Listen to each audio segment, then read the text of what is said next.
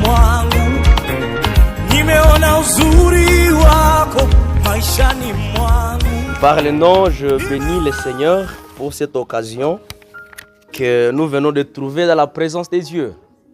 Alors, il nous a été demandé de parler de la part de Dieu dans quelques minutes. Et je crois que Dieu étant puissant, étant merveilleux, il pourra placer quelque chose dans la vie de quelqu'un et dans la vie de quelqu'un au nom de Jésus. Sinon, je ne cesserai pas à dire merci à Dieu qui vient de nous accorder cette occasion. Aussi, je dirais merci pour tous les enseignants d'avoir pensé à nous. Par le nom de Katsongo Mérite, je fais partie de vos camarades. Il n'y a pas longtemps que nous avons fini nos études scolaires. Et gloire à Dieu, nous voulons apprendre quelque chose de sa part, que son nom soit loué. Amen. Alors, je vais nous demander aujourd'hui d'avoir une lecture dans le livre de Luc, chapitre 14, le verset 29. C'est là où nous allons tirer notre message. Et je crois que dans quelques minutes, le Seigneur pourra communiquer à quelqu'un et à quelqu'une sa parole. C'est pourquoi je lis dans le nom de Jésus-Christ. Luc chapitre 14, le verset 28 à 30. La Bible dit ce qui suit. Car lequel de vous, s'il veut bâtir une tour, ne s'assit d'abord pas pour calculer la dépasse et voir s'il a de quoi la terminer. Soulignez très bien. De peur qu'après avoir posé les fondements, qu'il ne puisse l'achever. Et que tous ceux qui ont achevé et que tous ceux qui le verront ne se mettent à les railler. En disant, cet homme a commencé, mais il n'a pu achever. C'est la parole de Dieu. Amen. C'est vraiment un passage merveilleux que nous venons de lire, où Jésus lui-même était avec ses disciples. Et la Bible me dit qu'il était en train de leur poser des questions. Soit disant, mais comment il y a des personnes qui peuvent commencer et ne parviennent pas à finir? C'est pourquoi aujourd'hui nous avons un thème intitulé « La place de la vision dans le parcours scolaire ». Amen. La place de la vision dans le parcours scolaire. Aidez-moi à répéter avec moi la place de la vision dans le parcours scolaire. La place de la vision dans le parcours scolaire. Merci beaucoup. Nous allons juste partager avec vous deux grands points que nous allons décortiquer. Je crois que dès que nous serons à la fin, le Seigneur pourra placer quelque chose dans votre vie. Soyez vraiment attentifs parce que nous voulons essayer de parler un peu de la vision et la place et son importance pour avoir une réussite. Mais pendant que nous étions en train de lire dans ce passage de Luc, chapitre 14, le verset 28 jusqu'à 30, nous allons trouver des grands défis qui s'y trouvent là. Le premier défi est qu'il y a des personnes qui commencent la course mais qui ne l'achèvent pas. Il y a beaucoup de personnes qui commencent une course mais qui n'arrivent pas jusqu'au bout. Et parmi vous, on peut faire juste l'exercice. Allez voir, vous aviez commencé l'année scolaire étant nombreux plus que ce que vous êtes maintenant. Où sont partis les autres? Ça veut dire qu'il y a ceux-là qui commencent mais qui ne font pas quoi? Qui n'achèvent pas. Deuxième défi, se trouvant dans ce passage, il y a aussi ceux-là qui commencent une course. Mais malheureusement, ils ne finissent pas au moment opportun. Et c'est là où nous allons trouver 4 catégories de personnes qui se trouvent là. La première catégorie, ce sont des personnes qui commencent bien leur course. Malheureusement, ils finissent mal. Amen. Quels sont les types de personnes là? C'est comme quelqu'un qui est venu, sachant que je viens étudier. Il arrive au cours chaque jour, mais à la fin, il aura combien de pourcents? 45. Il a mal fini. Il a commencé, il y a aussi des 15. c'est compliqué. C'est qu'il a commencé bien, très courageux, et bon, très bien vêtu. Allez voir, on dit, hein, c'est un bon élève. Mais la conclusion, c'est quoi? Il finit mal. Il y a aussi ceux-là qui commencent bien, mais aussi qui finissent bien. Par exemple, pédagogiquement, il commence par exemple avec des 50, et puis il finit avec 65, 67. Là, il a bien fini parce qu'il est en train de progresser. Mais aussi, il y a ceux-là qui commencent mal, mais qui finissent bien. N'est-ce pas? Il a commencé avec 45%, mais il va finir avec... Ah non, ce n'est pas facile, les 80. Je pense bien avec 60. Quelque part là, on peut s'efforcer à en avoir. Parce que ce qui est là, si tu as échoué, tu risques aussi d'échouer quelque part. Alors, vous allez constater qu'il y a aussi qui commencent mal et qui finissent mal. Il a commencé avec les 15% que vous dites. Et enfin, il finit avec les 47%. Il a bien commencé, mais le problème, il a fait quoi? Il a mal fini. C'est pourquoi nous voulons parler de l'impact de la vision, la place de la vision, l'importance de la vision dès le départ. Retenez bien ceci, bien aimé dans le Seigneur, et que la vision, c'est une imagination dans le futur. Amen. La vision, c'est quoi? C'est une imagination dans le futur. Essayez de calculer avec moi, tu as combien d'années cette année? Ah oui, essayez d'ajouter 10 ans, tu auras combien? Ton âge plus 10 ans, ça donne combien? Ne me dis pas.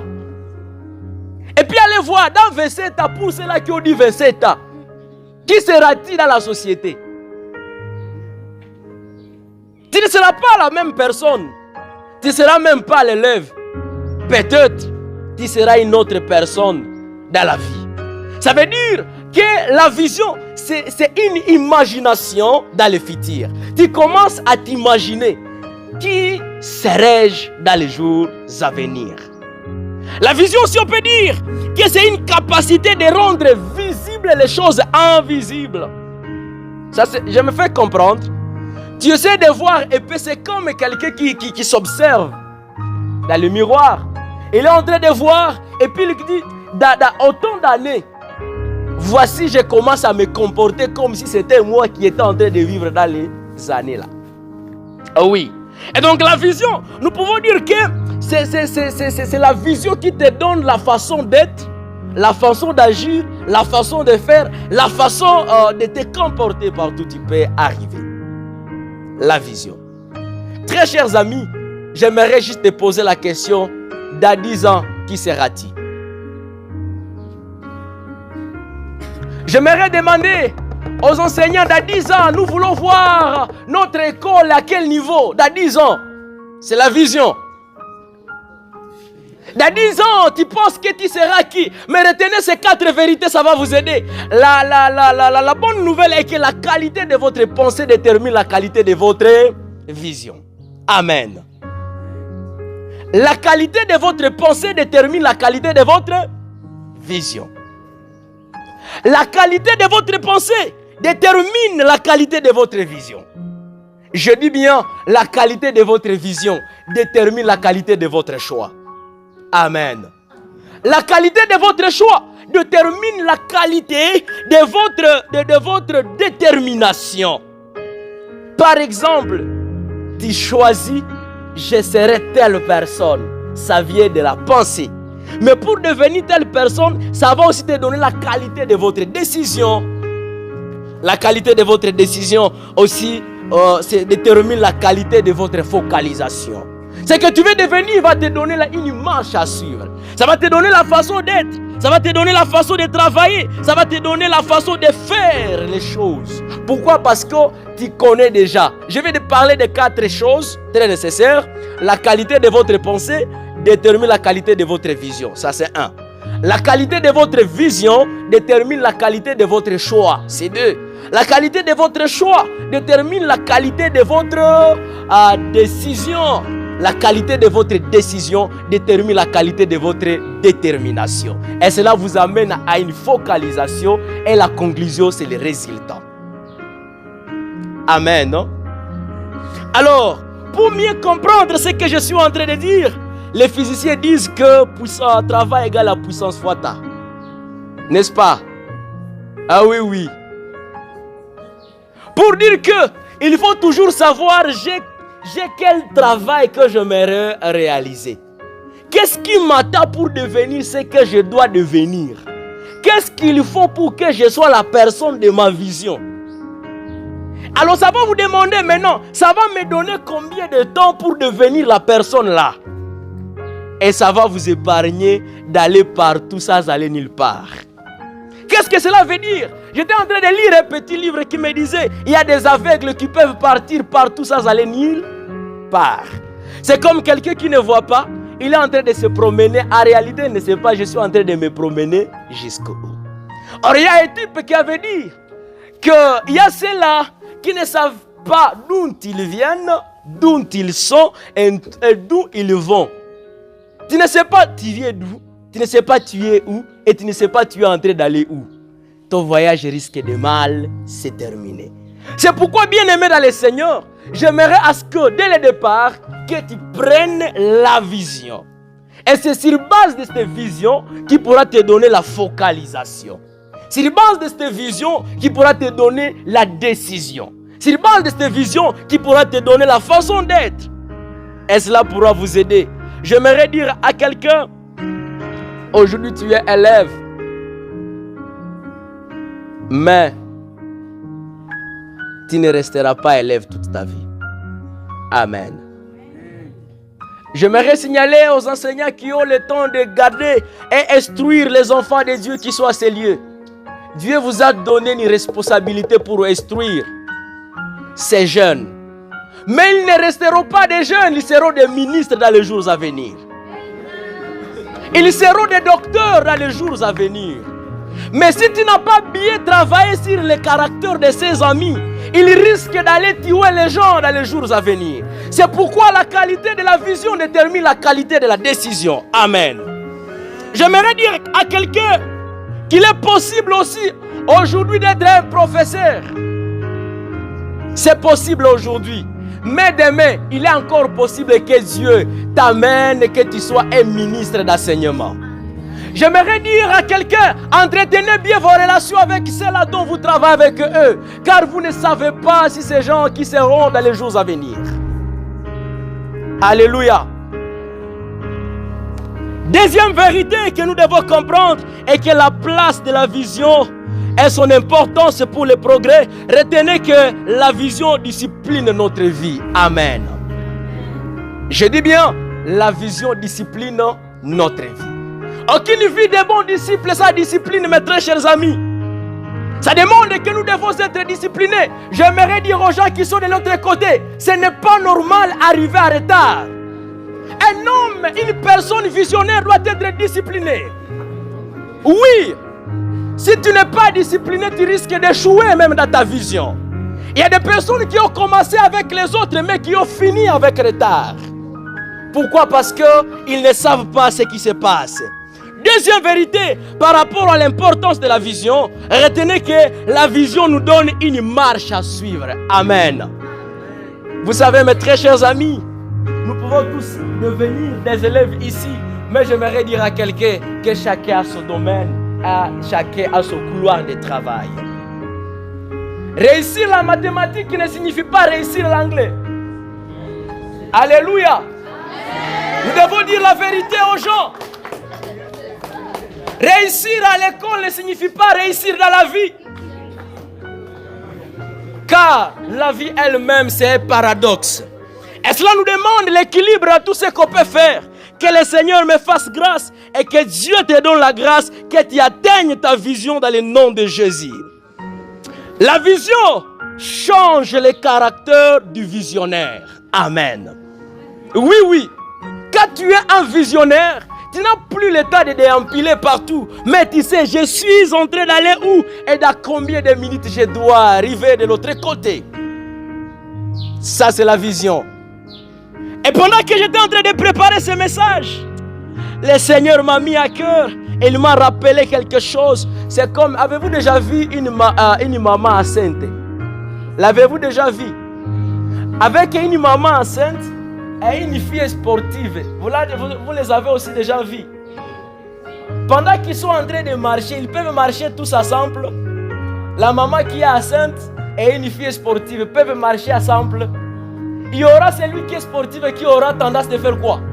De courir. Ça va? Mais celle qui est enceinte, quelle sera la réalité? Elle est obligée de marcher comment? Vous êtes en train de voir la posture même. Je suis en train de dire à quelqu'un, ta vision peut te donner une marche, et la vision peut te donner le caractère, et la vision peut te donner la façon d'être. Amen. Si tu risques de courir comme la femme ou la fille sportive, tu risques d'avorter la vision. Et si la fille sportive se permet de marcher comme la femme enceinte, risque de ne pas atteindre l'objectif. Je suis en train de dire à quelqu'un que nous sommes venus étudier tous ici ensemble, mais chacun a une vision personnelle. Mais cette vision doit se réaliser. Et pendant que cette vision se réalisera, ça dépend de la vision dont nous avons. Mes très chers amis, écoutez bien ceci, ça pourra peut-être nous aider. Parmi et pendant que nous serons en train de travailler, comprenez que la vie elle-même, c'est un paradoxe. La vie elle-même, c'est un paradoxe. Un paradoxe, c'est quoi? Un paradoxe, c'est ce qui arrive dans la vie, que l'on ne s'attendait même pas. Voyez un peu l'expérience de la vie. Nous pouvons travailler, nous pouvons étudier ensemble.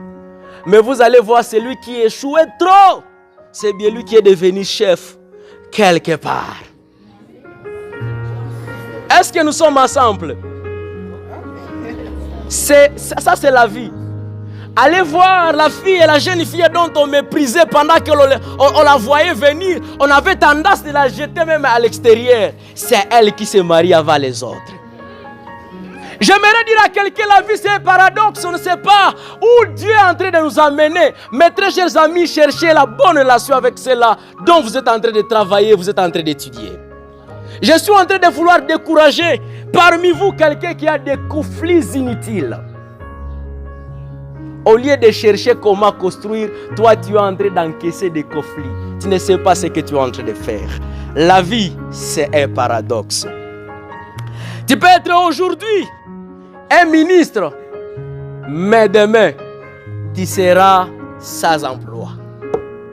C'est un paradoxe. Allez voir avec le gouvernement, vous connaissez vous-même ce qui se passe aujourd'hui. C'est quoi la suite? C'est un paradoxe. C'est un paradoxe. Alors, mes très chers amis, comme il nous a été demandé de parler de la part de Dieu dans 20 minutes, il nous reste 2 minutes et que je vais maximiser. En disant quoi, bien aimé dans le Seigneur, et qu'aujourd'hui, messieurs l'enseignant, messieurs l'élève, madame la fille, très chers amis, attention, la vie c'est quoi? C'est un paradoxe. Messieurs l'enseignant, ne méprisez pas l'élève que vous êtes en train d'enseigner. Parce que vous ne connaissez pas, c'est possible dans 10 ans qu'il soit votre inspecteur. C'est un paradoxe. Mais également, écoutez mes très chers amis. Écoutez mes très chers amis. Aussi, la vie est un paradoxe. J'aimerais dire aux élèves, tu ne veux pas apprendre de cet enseignement-là. Il y a quelqu'un qui m'avait dit ceci, et ça est en train de me choquer dans mon cœur. Qui dit ceci. Ce lecteur disait ceci: si tu n'acceptes pas la bonne préparation aujourd'hui, tu prépares la réparation dans les jours à venir. Est-ce que je me fais comprendre? Je dis bien ceci: si tu n'acceptes pas la bonne préparation aujourd'hui, tu acceptes quoi? La mauvaise préparation, et donc le futur il y aura une réparation. C'est comme nous sommes tous en train d'aller quelque part. Pendant que nous sommes dans la ville, il fallait que nous puissions faire des entretiens. N'est-ce pas? C'est par exemple pour les motards, pour les chauffeurs, il fallait qu'ils fassent des entretiens. Et ces entretiens le permettent d'aller plus loin. Parce que dans la route, si on n'a pas bien préparé, on risque d'aller réparer. Ah oui, oui. On risque d'aller réparer. Je suis en train de dire à un élève, tu es en train de négliger aujourd'hui l'anglais. Tu ne sais pas dans quel domaine tu t'amèneras. Tu es en train de négliger aujourd'hui la mathématique. Or, la vie, toute la vie, c'est la mathématique. Ce que tu négliges aujourd'hui, demain, ça te coûtera cher. J'aimerais dire à un élève, si Dieu a établi un enseignant sur vous, sois obéissant devant cet enseignant. Oui, parce que dire que tu es disciple de quelqu'un demande que tu sois doublement plus fort que lui. Je ne sais pas si je me fais comprendre avant que je ne clôture le message de ce matin. En disant que si tu dis que tu es disciple de tel, ça veut dire que tu es plus fort que lui. Je suis en train de me poser la question, qui est celui qui est capable de faire ce que ces enseignants sont en train de faire parmi vous? Et puis chose étonnante, au-delà d'être votre enseignant, il est votre grande sœur, soit votre grand frère. Au-delà d'être votre grand frère, il est peut-être votre papa. Mais tout ça, vous allez écouter un élève qui dit on a qu'à le caprof. Et je me pose la question, caprof qui est en train de t'apprendre? Si c'était caprof, tu ne devrais pas venir ici. Mais le fait que tu comprends que tu as une responsabilité, tu es censé te soumettre devant cet enseignant. Parce que c'est bien lui qui fait ce que tu es devenu aujourd'hui. Mes très chers amis, nous sommes censés finir pour dire quoi? La formation précède la qualification. Retenez très bien, la formation précède quoi? La qualification. Pour réussir dans la vision, écoute ceci très bien, les frères et sœurs, écoutez ceci que lorsque nous marchons avec les autres, nous devons nous poser ces 5 questions. Ça pourra peut-être nous aider dans tout ce que nous serons en train de faire. La première question qu'il faut toujours se poser, qui suis-je? Qui suis-je? C'est une très bonne question. Mais si l'enseignant, si vous connaissez, si vous êtes qui, vous allez bien apprendre les gens la matière. Ça ne sera plus le temps en train de déambuler en disant que je suis devenu expert, je vais prêcher, je vais enseigner, je vais faire ceci. Non, tu dois savoir qui suis-je. Le fait que tu connais qui tu es, tu dois te poser la question, d'où viens-je? D'où viens-je? Tu risques de te comporter comme les enfants de boss, que Dieu a déjà donné tout, ils ont tout, et puis toi tu n'as rien, tu commences à vivre comme eux. Et lorsqu'ils vont échouer, il y a toujours de l'argent pour étudier. Mais lorsque toi tu vas échouer, la maman va te dire, tu ne vas pas sortir de là. Pourquoi? Parce que tu ne connais pas qui tu es, d'où tu es. Et la plus grande question, que suis-je censé faire ici? Allez voir nos bâtiments. Ne pensez pas que ces bâtiments resteront tels que. Il y aura un changement. Que dois-je faire pour réussir? Je suis qui dans cette classe? J'aime trop, surtout voir les points de la première période. Discipline les gens. Lorsqu'on constate que l'on a échoué, on commence à dire Koumeni comme Pumbaf. Et pendant que tu comprends cela, c'est là que tu prends au sérieux les études et tu commences à dire Koumé Fulana na vidéo kunishinda. Et ça te donne la façon de vivre. Mes très chers amis, je clôture en disant que ta vision est capable de te donner un chemin. Ta place, la vision peut te donner les milliers. Ta vision peut te donner là où tu peux passer. Ta vision peut te donner les caractères. Que Dieu bénisse sa parole. Amen.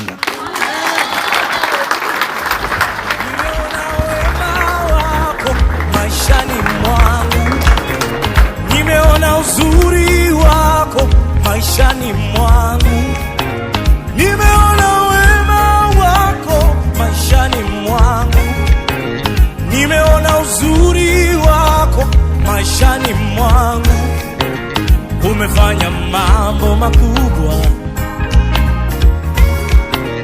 umefanya mambo ya ajabu, umefanya mambo makubwa.